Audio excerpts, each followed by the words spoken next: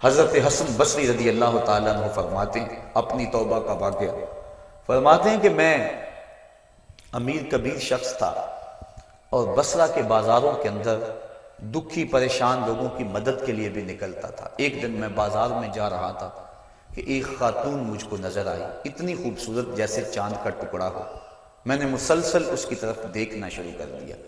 اس نے کہا اما تستحی، تجھے حیا نہیں آتی، مجھے دیکھے جا رہے؟ کہتے ہیں میں نے کہا ممن، کس سے حیا کر؟ تو اس عورت نے کہا فمن یعلم خائنۃ الاعین وما تخفی الصدور، اس سے حیا کرو جو دلوں کے بھید جانتا ہے، جو آنکھوں کی خیانت کو جانتا ہے، اس سے حیا کرو۔ کہتے ہیں یہ بات تو بہت بڑی تھی، لیکن اس کا حسن ایسا تھا کہ مجھے اس کے باوجود اس کی طرف رغبت رہی اور میں مسلسل اس کو دیکھتا رہا۔ اس نے پھر مجھے کہا کہ کیا معاملہ ہے کہ تم میری طرف دیکھنا چھوڑتے نہیں ہو، کون سی چیز پسند آئی؟ تو کہتے ہیں میں نے اس کو کہا کہ تیری جھیل سی آنکھوں میں ڈوبنا چاہتا ہوں اور یہ میرے لیے ایک باعث کشش ہے۔ اس نے کہا تم رکو، شاید تمہارا مطلوب پورا ہو جائے۔ میں وہاں رکا اور وہ اپنے گھر چلی گئی۔ تھوڑی دیر کے بعد اس کی خادمہ تشت کے اوپر کپڑا ڈالا ہوا ہے اور میرے طرف بڑھایا۔ کہتے ہیں میں نے جب کپڑا اٹھایا تو اس کے اندر اس کی دو آنکھیں تھیں اور اس کے اوپر لکھا ہوا تھا کاغذ کے ٹکڑے پہ لا ارید عینا یفتتن بسببھا احد، میں ان آنکھوں کو رکھنا ہی نہیں چاہتی جس کی سبب سے ایک مومن فتنے میں پڑ جائے۔ کہتے ہیں کہ میں نے اپنی داڑھی کو پکڑا اور زاروں کے تار رونے لگا۔ میں نے کہا اے حسن بصری تو اس عورت سے بھی گیا گزرا ہے، اتنا خوف اس کے سینے کے اندر؟ کہتے ہیں میں داڑھی کو پکڑ کے زاروں کے تار رویا اور گھر چلا گیا۔ ساری رات میں نے توبہ میں گزاری۔ جب صبح کا سپیدہ طلوع ہوا میرے دل میں خیال آیا جس نے اپنی آنکھیں وار دی اس سے بھی تو معذرت کر رہا ہوں، اللہ سے تو معافی مانگی۔ کہتے ہیں کہ میں صبح اٹھا اور جب اس عورت کے گھر کے دروازے کے قریب پہنچا تو اس کا جنازہ نکل رہا تھا۔ میں پھر بڑا پریشان ہوا، واپس آیا، سارا دن مشکل میں گزارا۔ رات جب میں سویا تو وہ عورت مجھے خواب میں ملی۔ میں نے کہا کہ مجھے کوئی وصیت کرو، تو اس نے کہا اذا خلوتا فاذکر اللہ، میں تجھے وصیت یہ کرتی ہوں جب تم تنہائی میں ہوا کرو تو اللہ کو یاد کیا کرو۔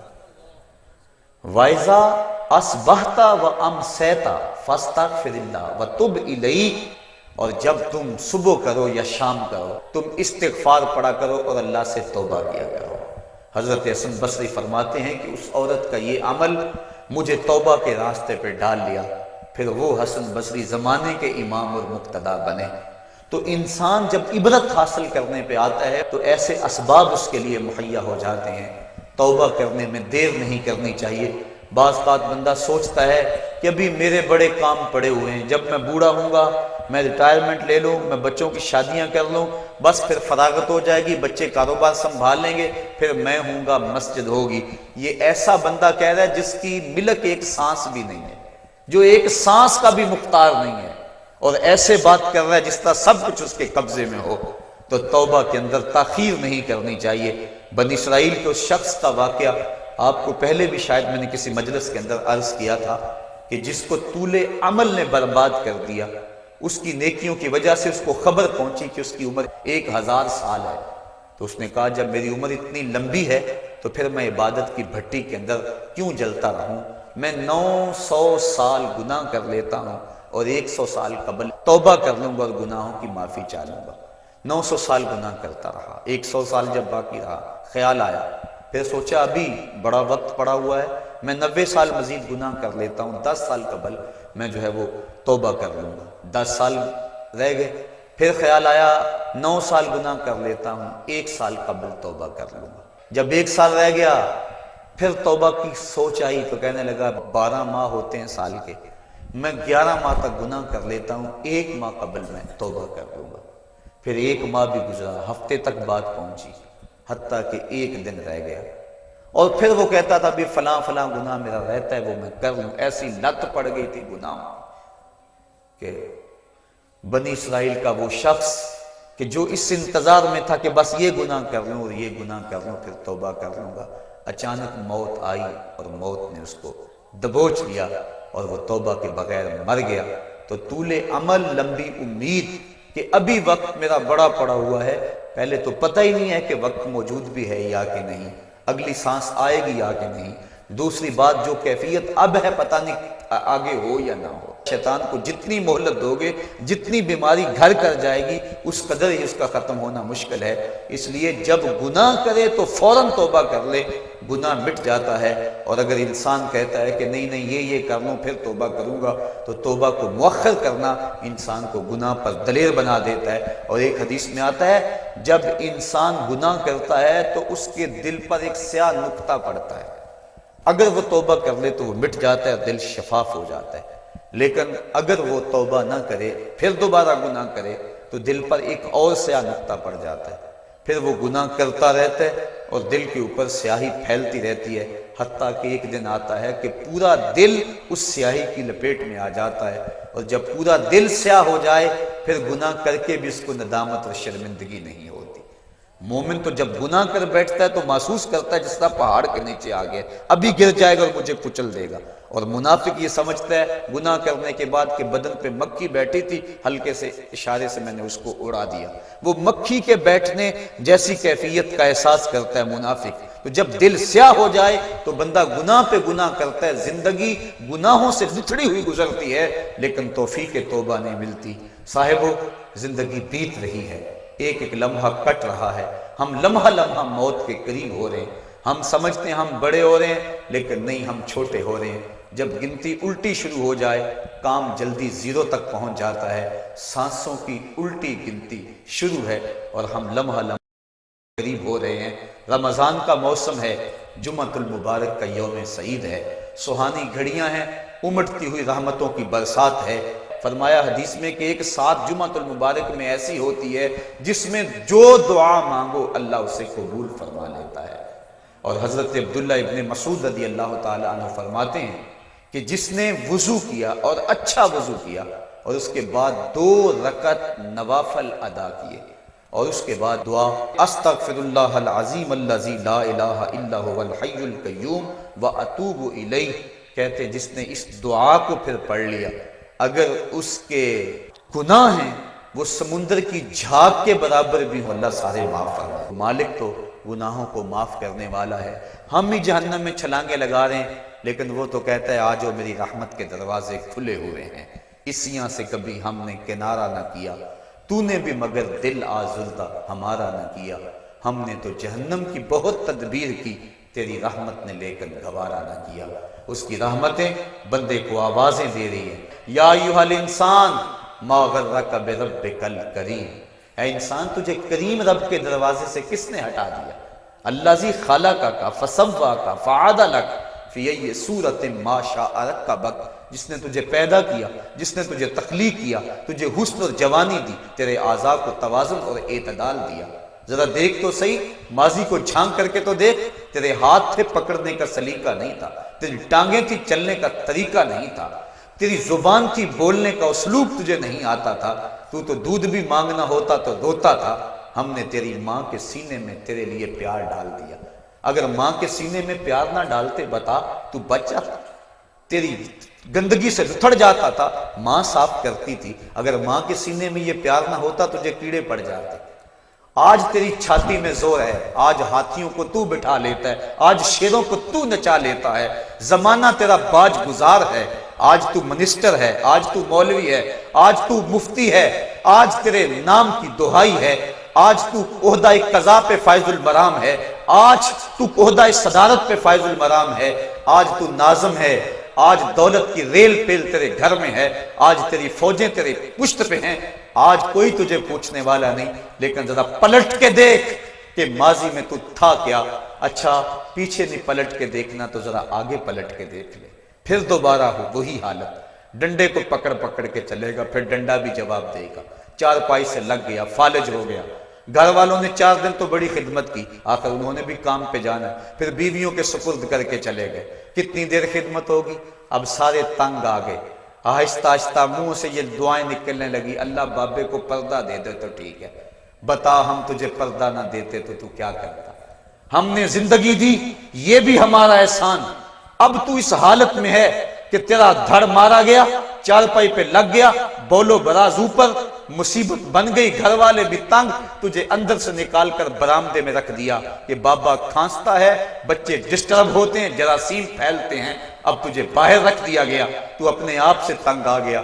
ڈاکٹر کو کہتا ہے لگا زہر کا ٹیکہ، ڈاکٹر زہر کا ٹیکہ بھی لگائے، بتا تجھے موت نہ آئے تو کیا کرے؟ ہم نے تجھے زندگی دی، یہ بھی ہمارا احسان، فَأَمَاتَهُ، ہم نے تجھے موت عطا کی، یہ بھی ہمارا احسان۔ فَأَكْبَرَهُ، اگلی کہانی بھی سن، کتا بھی تو مرا تھا، گھسیٹ کے روڑی پہ نہیں ڈال دیا؟ بکری بھی تو مری تھی، گھسیٹ کے روڑی پہ نہیں ڈال دیا؟ اگر تجھے بھی پکڑ کے روڑی پہ ڈال دیا جاتا تو کیا کر سکتا تھا؟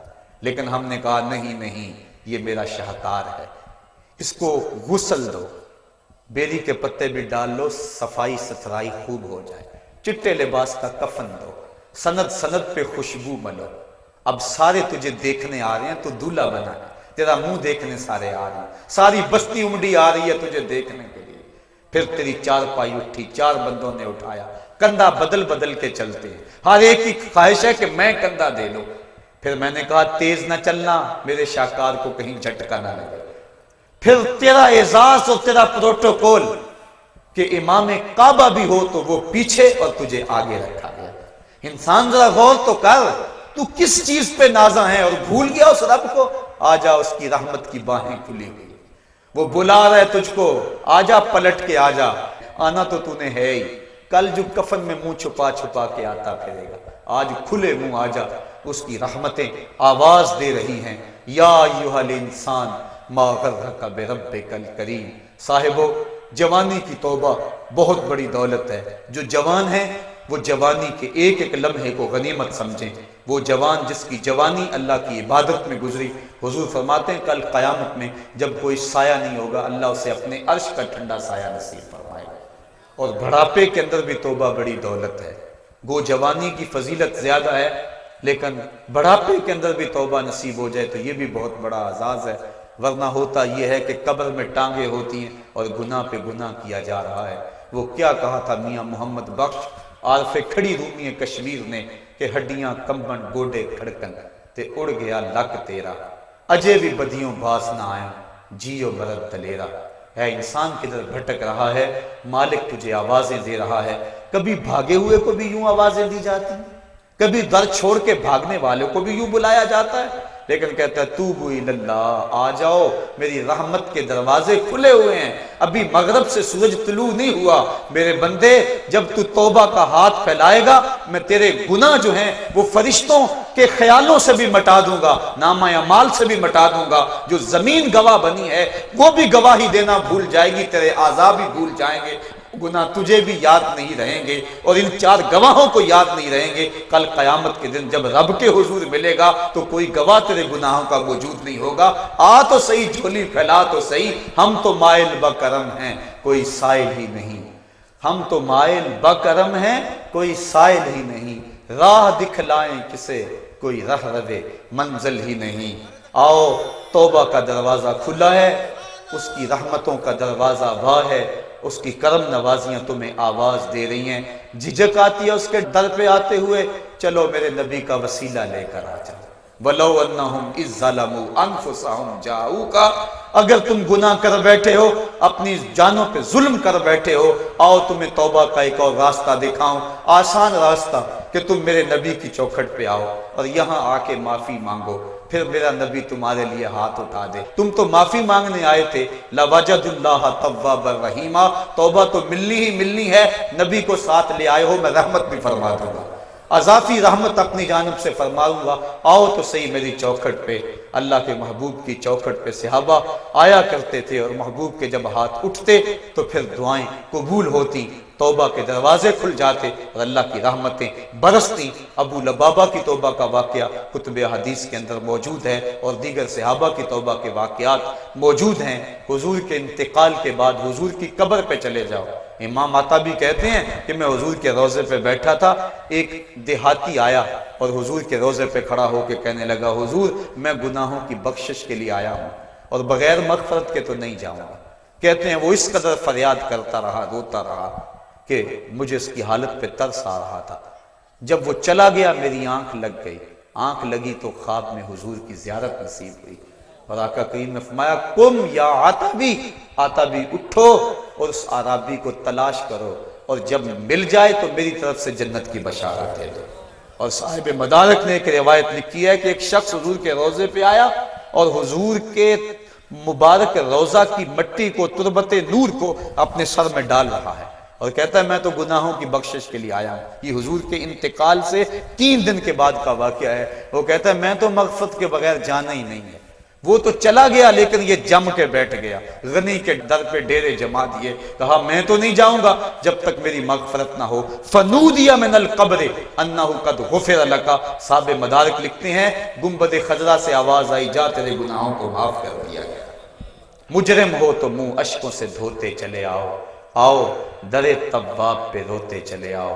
قرآن میں مذکور ہے بخشش کا طریقہ، سرکار کی دہلیز سے ہوتے چلے آؤ۔ آفاق کے ہر ہر گوشے میں قرآن سنا کر دم لینا،